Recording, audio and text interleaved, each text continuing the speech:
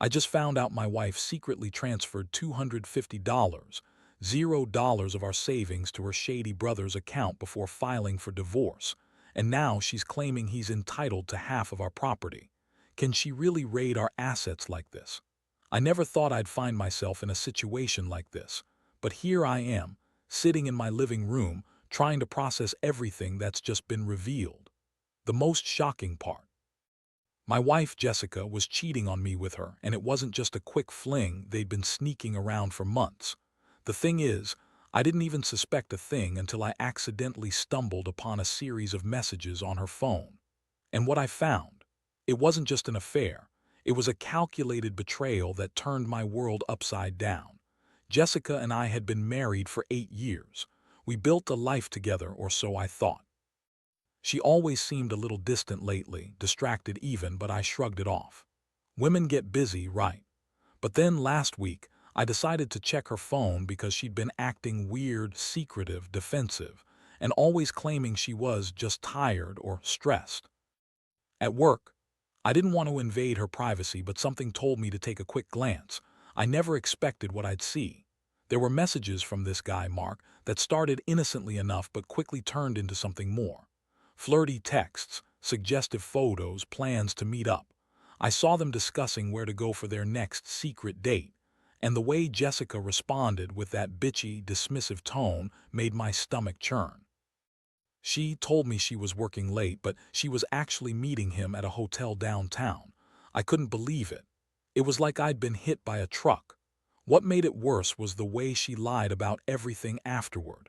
I confronted her that night, and her reaction: she shrugged, smirked, and said I was being paranoid, that I was imagining things, that she loved me and would never cheat. She called me insecure, accused me of snooping, and then threw in some classic lines: "You're just jealous," or "You're overreacting." But I knew better. I had seen enough to know she'd been lying this whole time. It hit me hard, not just because she was cheating, but because of how she lied so effortlessly, how she played the victim when I was the one betrayed. I felt a mix of anger, sadness, and a deep sense of betrayal that I couldn't shake. I'd always been a good husband, worked hard, paid the bills, supported her ambitions, and now I was left wondering what I did wrong. The trust I had in her was shattered, and I knew I couldn't just pretend everything was okay anymore. Over the next few days, I started digging deeper. I found out she transferred a huge chunk of our savings, $250, $0, to her brother's shady account right before she filed for divorce. That's when I realized this wasn't just about the affair. She was planning something even darker. She claimed her brother was entitled to half of our property now, that she was entitled to what's owed to her, and that I was just being paranoid. But I saw through her lies. She's always been good at twisting things, making herself the victim, and I knew I had to act fast. I started thinking about revenge, not just to hurt her, but to make her realize she couldn't get away with this. I wasn't going down without a fight. I began planning, gathering evidence, and figuring out how to expose her schemes. I didn't want to just divorce her and move on. I wanted her to pay for what she'd done, especially for betraying me so thoroughly. The betrayal cut deep, but I was determined to come out on top. Now, sitting here, staring at the mess she left behind, I realize I've entered a new chapter of my life. One where I have to rebuild trust, or maybe just rebuild myself. I don't know yet what the future holds, but I do know this: I'll never let someone do this to me again. And Jessica, she's going to regret the day she crossed that line. After I found out about the affair, everything changed. I couldn't sleep, couldn't eat. My mind kept circling back to the same thoughts. How long had she been lying? How many nights had she been sneaking around with Mark? The betrayal felt like a punch to the gut every time I thought about her lying to my face, pretending everything was fine. It wasn't just the affair. It was the deception, the way she manipulated her way out of it, acting innocent when I knew the truth. I started paying more attention to her behavior. She was still acting bitchy, dismissive, and downright cruel when I tried to confront her. Every time I asked about her late nights or her strange phone calls, she'd snap back with some excuse. "You're just jealous," or "You're insecure," she'd say with that venomous tone. She even started accusing me of cheating, which was laughable considering I was the one who just uncovered her secret life. But her words didn't matter anymore. I knew the truth. The more I dug, the more I realized she was planning her escape. She'd already transferred a huge sum of our savings, $250, $0, to her brother's account. That was right before she filed for divorce. I couldn't believe her audacity. She was trying to drain our assets, probably to start fresh somewhere else with her lover or just to leave me holding the bag. I felt rage boiling up inside me. How could she do this? How could she be so heartless, so calculating? I decided I needed to gather evidence. If she was planning to take everything, I had to be ready. I started digging through our bank statements, and that's when I found the transfer. My blood ran cold. That money was supposed to be our safety net, our future, and she just handed it over like it was nothing. I also discovered that she'd been secretly meeting with Mark at various hotels, always on nights I was working late. It was all piling up. I knew I couldn't confront her directly with just accusations. I needed proof, so I installed a hidden camera in the living room, just in case she tried to deny everything. I also hired a private investigator to follow her and get more concrete evidence. I wasn't going to let her spin her lies and walk away with everything she wanted. I had to protect what was mine, and I had to stop her from taking half of our property, especially since she was claiming her brother was entitled to it. Meanwhile, Jessica kept up her act, acting like the innocent wife. She'd throw tantrums, call me paranoid, and pretend she was the victim. She even accused me of being controlling, which made me laugh bitterly. This woman was good at lying, but I wasn't naive anymore. I saw through her facade. I saw the way she looked at Mark, the sneaky texts, the secret meetings. She was a liar and a cheat, and she thought she could get away with it.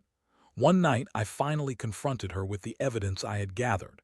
I laid everything out on the table: the bank transfer, the hotel receipts, the messages.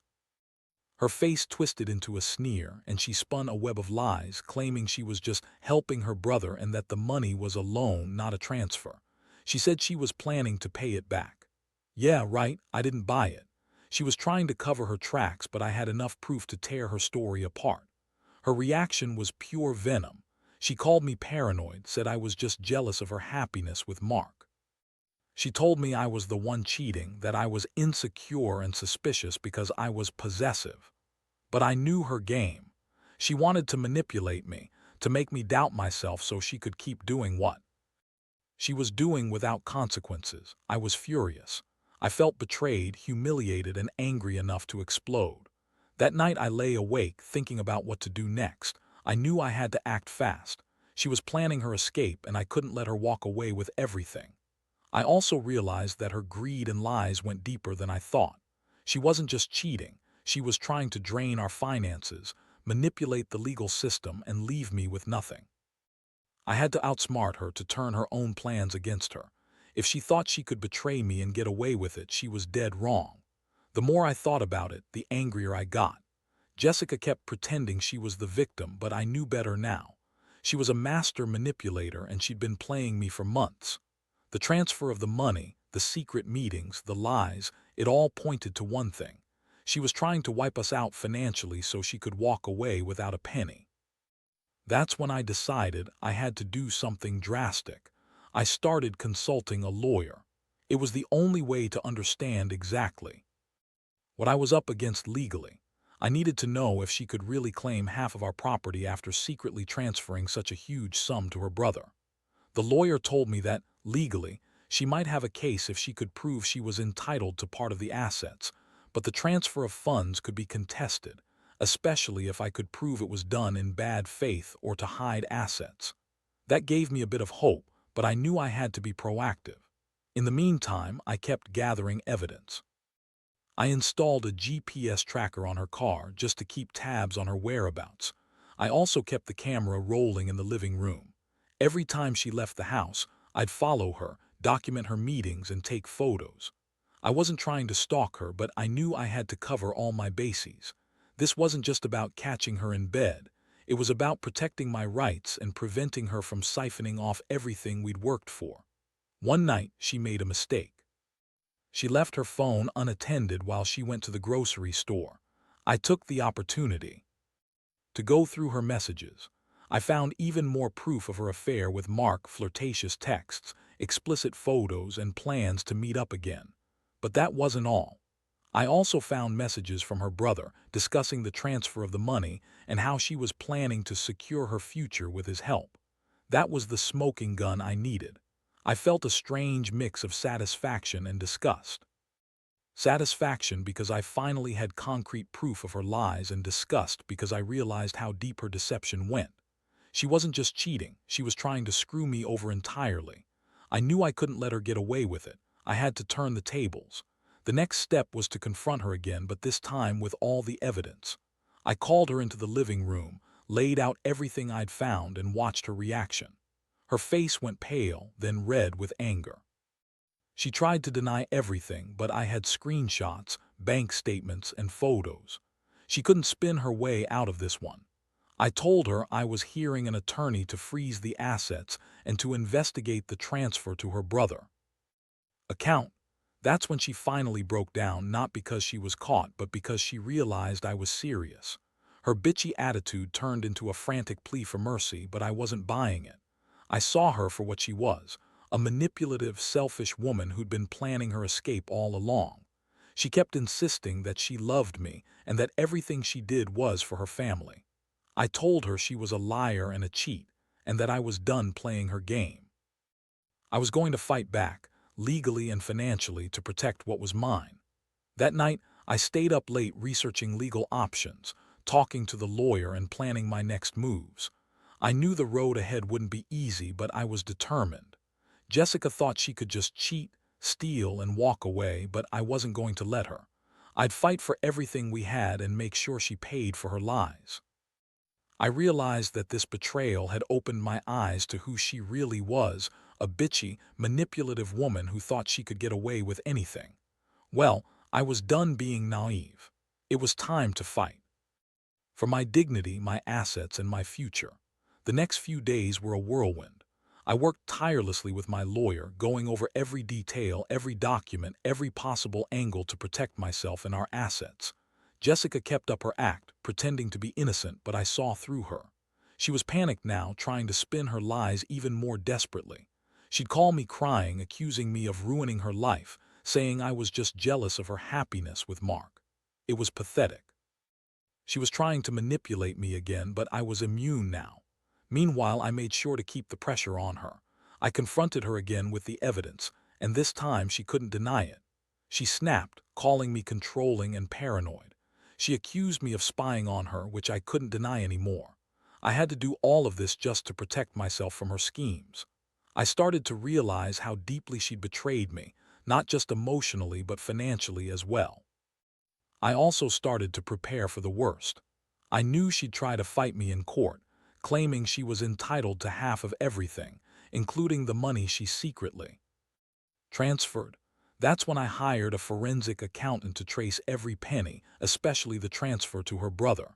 If I could prove she moved the money in bad faith, I could challenge the transfer and potentially get it reversed. It was complicated, but I was determined. I wasn't going to let her steal everything I worked for. One evening, she showed up at my house unexpectedly, acting more bitchy than ever. She demanded I drop the legal proceedings, claiming she'd change her ways if I just gave her a chance. I looked her straight in the eyes and told her I wasn't interested in her lies anymore. I told her she'd crossed a line, and I wasn't going to let her walk all over me. I told her I was going to fight for our assets, for our future, and that she couldn't manipulate her way out of this one. She screamed, called me a controlling bastard, and stormed out. That was the last time she showed any real remorse or concern. From that moment on, I knew I had to be prepared for a long legal battle. Jessica was not the kind of woman to give up easily. She'd fight dirty, lie, and do whatever it took to get her way. But I was ready. I had evidence, I had a good lawyer, and I had the truth on my side. As I sat alone that night, I couldn't help but feel a strange mix of relief and anger. Relief that I finally saw her for what she was, a lying, manipulative cheat who was only out for herself. And anger because I'd been for so long trusting her, giving her the benefit of the doubt. Now I knew better. I knew I had to stand my ground no matter how much she tried to break me down. I also realized I was stronger than I thought. I'd been through betrayal before, but this was different. This was a full-blown attack on everything I held dear. But I wasn't going to let her win. I was going to fight for what was rightfully mine, for the life I'd built, and for my dignity. Jessica thought she could manipulate me into giving up, but she'd underestimated me. I was done being her pawn. Now it was time to take control, no matter how ugly it got. The legal process dragged on longer than I expected, but I refused to back down. Every day, I felt the weight of her betrayal pressing down on me, but I channeled that anger into preparing my case. I worked closely with my lawyer, making sure every piece of evidence was airtight. The forensic accountant's report was a game changer. It proved that Jessica's transfer of money to her brother was suspicious, possibly even illegal if we could show it was done to hide assets. That gave me hope that I could contest the transfer and maybe even recover some of the money. Jessica, meanwhile, was doubling down on her lies. She kept insisting she loved me, that everything was a mistake, that she was just trying to help her brother out of a tough spot. She'd cry, scream, and throw tantrums, trying to guilt me into dropping the case. But I'd had enough. I saw her for what she was, a selfish woman willing to destroy everything for her own gain. I refused to let her manipulate me again. One day, she showed up at my office, more bitchy than ever, demanding I drop the legal proceedings entirely. She told me she'd do whatever it took to keep the money and the house, even if it meant lying in court. I looked her straight in the eyes and told her I wasn't interested in her threats anymore. I was done playing her game. I told her if she wanted to fight, she'd have to face the truth, that I had all the evidence, and I was prepared to take this as far as it needed to go. I also started secretly recording her conversations. I knew she'd try to manipulate the court or spin stories to make herself look innocent, but I had her on tape admitting to her affair and discussing her plans with her brother. Those recordings would be invaluable in court. I wasn't just fighting for the money or the house. I was fighting to expose her for who she truly was. My friends and family started to notice the toll all this took on me. I was exhausted, emotionally drained, but I refused to give up. I couldn't let her destroy me or everything we built. Every night I'd lie awake, replaying the evidence, imagining her face when she realized I was one step ahead. That feeling, that sense of control returning kept me going. Eventually, the court date was set. I knew it would be a long, ugly battle, but I was ready. I had the evidence, the legal backing, and the determination to see this through. Jessica's lies were crumbling, and I could see her panic rising. She thought she could manipulate her way out of this, but her options were running out. I was going to fight for every dollar, every asset, and every ounce of respect I had left. I'd be damned if she walked away with my life, my property, and my dignity intact. This was war, and I was going to win. The court hearing was a nightmare, but I knew I had everything on my side. Jessica arrived looking frantic, her usual bitchy attitude replaced by a desperate, almost defeated look. She tried to argue her case, spinning her lies about helping her brother and how she was entitled to everything because she was the breadwinner, even though I had the evidence proving otherwise. Her lawyer looked nervous, knowing she'd crossed a line with the transfer of the money and her secret meetings. When it was my turn, I presented everything: the bank statements, the recordings, the forensic accountant's report. I laid out how she'd secretly transferred $250,000 to her brother's shady account, just before filing for divorce. I explained how her stories about helping her family were just cover-ups for her greed and betrayal. The judge listened carefully, asking questions, reviewing the evidence, and finally making a ruling. The judge ordered an immediate freeze on the remaining assets, including the house, and declared that the transfer of funds was done in bad faith, making it subject to reversal. Jessica's face went pale.